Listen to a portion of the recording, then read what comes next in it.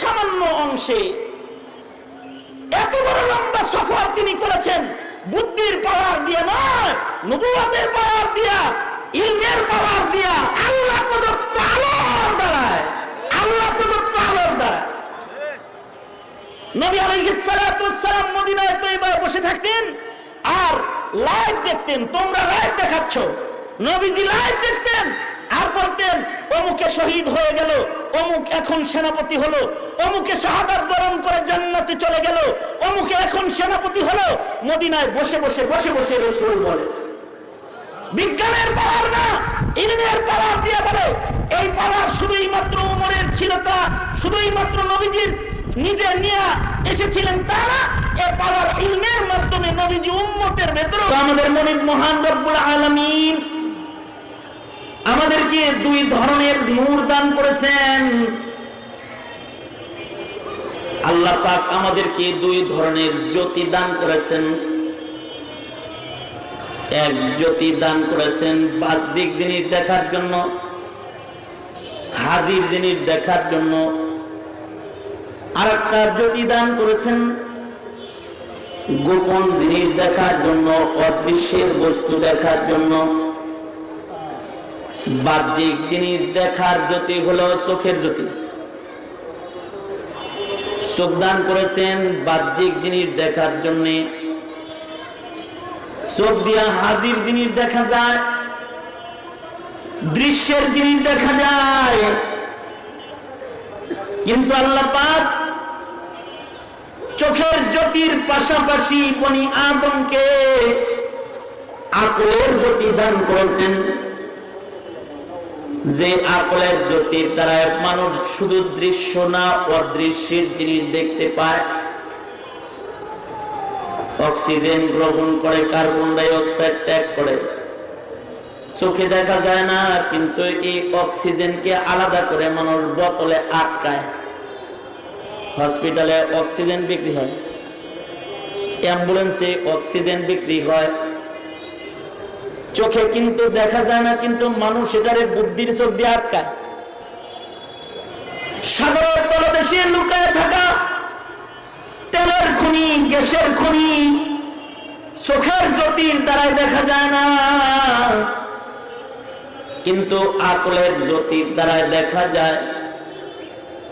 মঙ্গল গ্রহ চোখের জ্যোতি দিয়ে দেখা যায় না, কিন্তু আকলের জ্যোতির দ্বারা মঙ্গল দেখা যায়। স্বর্ণের খনি মাটির নিচে লুকায় আছে, স্বর্ণ চোখের দ্বারা স্বর্ণের খনির নিচ দেখা যায় না, কিন্তু আকলের জ্যোতির দ্বারা মাটির কোন জায়গায় স্বর্ণ লুকায় আছে তা দেখা যায়। এই দুই ধরনের জ্যোতি আল্লাহ পাক বনি আদমের দান করেছেন। চোখের জ্যোতি দান করেছেন দৃশ্য দেখার জন্য, আকলের জ্যোতি দান করেছেন অদৃশ্য দেখার জন্য। চোখ দান করেছেন হাজির দেখার জন্য, আর আকল দান করেছেন গায়েব দেখার জন্য, গায়েব বুঝার জন্য, গায়েব ধরার জন্য। আল্লাহ পাক আকলের নুরানি জ্যোতি ইনসানকে দান করেছেন।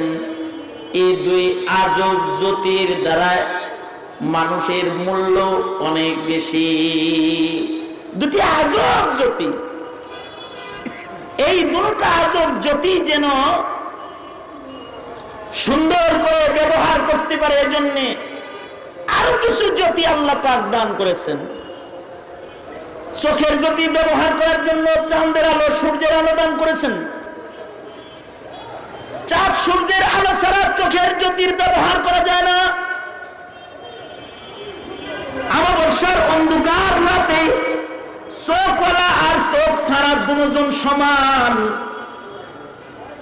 আমাবস্যার অন্ধকার রাতের বেলায় চার দেয়ালের ভিতরে বাপ্তি ছাড়া গড়ে আন্দাজ যেমন দরজা খুঁজে পায় না, চোখওয়ালা দরজা খুঁজে পায় না। দরজা খুলতে যায় যায় আলমারি খুলে বলেছে, কারণ অন্ধকারের কারণে চোখে দেখে নাই। চোখের জ্যোতি ততক্ষণ পর্যন্ত ব্যবহার করা যায় না, চোখের ফায়দা ততক্ষণ পর্যন্ত নেওয়া যায় না যতক্ষণ পর্যন্ত আরেকটা আলোর ফায়দা গ্রহণ না করা হয়। এই কারণে আল্লাহ পাক মানুষের চোখের জ্যোতি ব্যবহারের জন্য দিনের বেলায় সূর্যের আলো দান করেছেন, রাতের বেলায় চাঁদের আলো দান করেছেন। মিষ্টি চাঁদের আলোয় রাতের বেলায় দেখা যায়, আবার সূর্যের আলোয় অনুপরমাণু দেখা যায়। এমনিতে চোখ দিয়ে তো কিছুই দেখা যায় না আলো না থাকলে, কিন্তু সকাল বেলায় যখন সূর্য উদয় হয় আর বেড়ার ফাঁক দিয়ে যখন সূর্যের আলো ঘরের ভেতরে ঢুকে যায়, তো সূর্যের আলোর ভেতরে কিছু জিনিস ঘুরতে দেখা যায়। বাচ্চারা মনে করে ওগুলো ধরা যাবে, কারণ ওগুলো তো আলোর ভেতরে দৌড়ায়। বাচ্চারা অনেক সময় এটা ধরতে যায়, এমনি আলোর ভেতরে কি যেন ঘুরতেছে, ওগুলো কিছু ধরি, কিন্তু হাতের দ্বারায় ওটাকে ধরা যায় না। কিন্তু সূর্যের আলো ব্যবহার করার কারণে চোখের আলো এত বেশি হয়েছে, হাত দিয়ে যেটা ধরা যায় না, স্পর্শের ত্বক দিয়ে যেটাকে অনুভব করা যায় না, সেটাকেও চোখের দ্বারায় সূর্যের আলোর ভিতরে দেখা যায়। ঠিক তেমন আকলের চোখের দ্বারায় সাগরের নিচে দেখা যায়, আকলের চোখের দ্বারায় আসমানের নিচে দেখা যায়, কিন্তু কবরের ভিতরে দেখা যায় না। আকলের চোখের দ্বারায় 7 আসমানের উপরে দেখা যায় না। আকলের চোখের দ্বারায় ইবাদতের উপকার দেখা যায় না। আকলের চোখের দ্বারায় হজের উপকার দেখা যায় না, ওয়াজের উপকার দেখা যায় না, জিকিরের উপকার দেখা যায় না। আকলের চোখের দ্বারায় মাহফিলে বসে বয়ান শোনার উপকার দেখা যায় না। আকলের চোখের দ্বারায় শহীদের জীবন্ত জিন্দেগি দেখা যায় না। আকলের চোখের দ্বারায় শহীদ মরে না, এটা দেখা যায় না। কিন্তু যদি আকলের এই আলোর সাথে লৌহে মাহফুজ থেকে আসা ইলমি দ্বীনের আলো এইটাকে যদি মিলায় দেওয়া হয়, তখন ওই মানুষটা কবরের আযাব দেখতে পায়, উপরের জান্নাত দেখতে পায়, জাহান্নামের শাস্তি দেখতে পায়, হালাল আর হারাম সুস্পষ্ট দেখতে পায়, জায়েজ না জায়েজ দেখতে পায়। কিছু কিছু মানুষ আছে ওরা জায়েজ না জায়েজ বুঝেই না, কারণ হলো ওদের কাছে আকল হাজির থাকলে ওদের কাছে ইলমের আলো হাজির নাই। কথা বলেন ঠিক না বা ঠিক করে আওয়াজ করে বলেন, আরো যারা আওয়াজ করে বলেন ঠিক না বা ঠিক করে বলেন। ওদের কাছে আকল থাকলেও ওদের কাছে ইলমের আলো হাজির নাই। এই কারণে ওরা জায়েজ না জায়েজ দেখে না, সুদ ঘুষ এটা নাপাক ওরা দেখে না, এটা দেখা যায় না। খালি চোখ দিয়ে যেমন দুনিয়া দেখা যায় না, খালি আকল দিয়া সুদের ভয়ঙ্কর অবস্থা দেখা যায় না, ঘুষের ভয়ঙ্কর অবস্থা দেখা যায় না, হালালের বরকত দেখা যায় না, শরীয়তের সৌন্দর্য আকল দিয়া দেখা যায় না।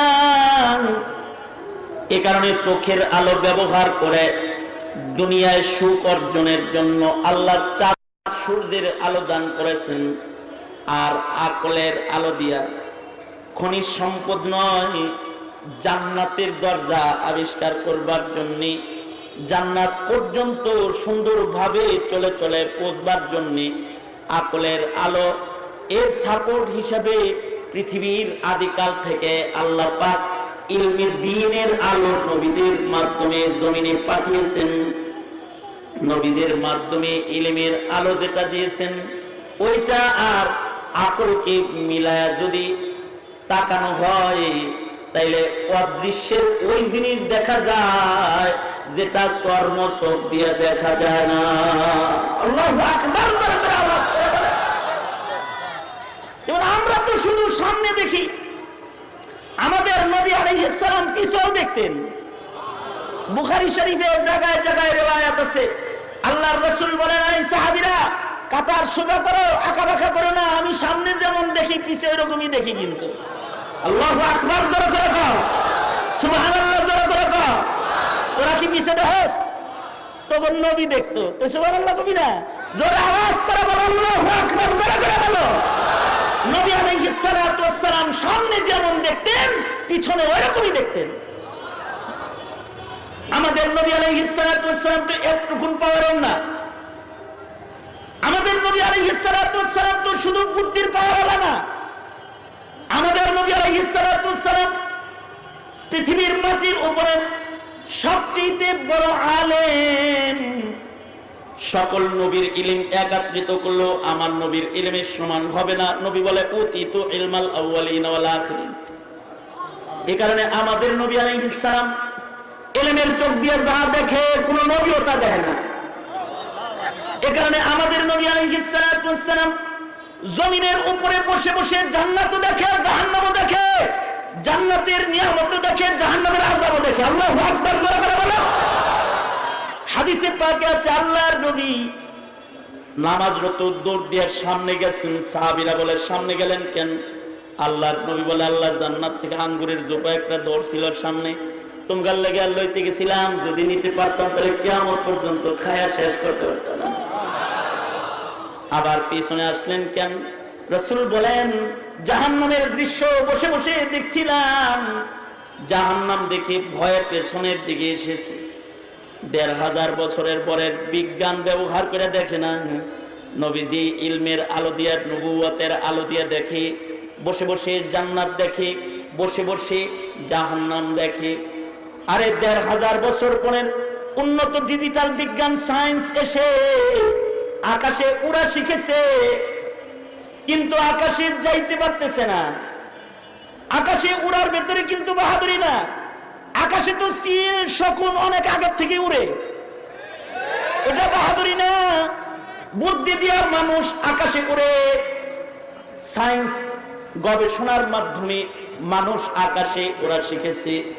কিন্তু ১৫০০ বছর আগে যখন বিজ্ঞানের আগমন হয় নাই, সরওয়ারে দু আলম ইলমের শক্তির দ্বারা, সায়েন্স আর বুদ্ধির শক্তি শুধু নয়, ইলমের শক্তির দ্বারা, নবুয়তের শক্তির দ্বারা আল্লাহর নবী শুধু আকাশে যায় নাই, আকাশের জিনিস টাইম না নবী নিচেও নামাইছে।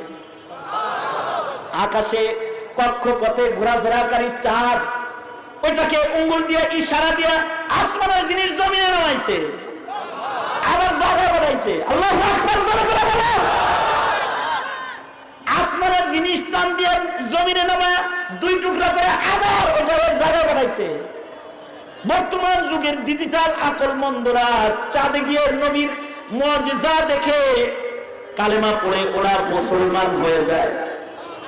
এটা নবীজির বুদ্ধির পাওয়ার না, ইলমের পাওয়ার। বুদ্ধি দিয়া তো উপরে যায়। নাসার বিজ্ঞানীরা আকাশ খুঁজতেছে, আজকে যুগ যুগ পার হয়ে গেল, উপরে যাইতে পারতেছে না। কিছু দূর যাওয়ার পরে মেশিন বিকল হয়ে যায়, যাইতে পারে না।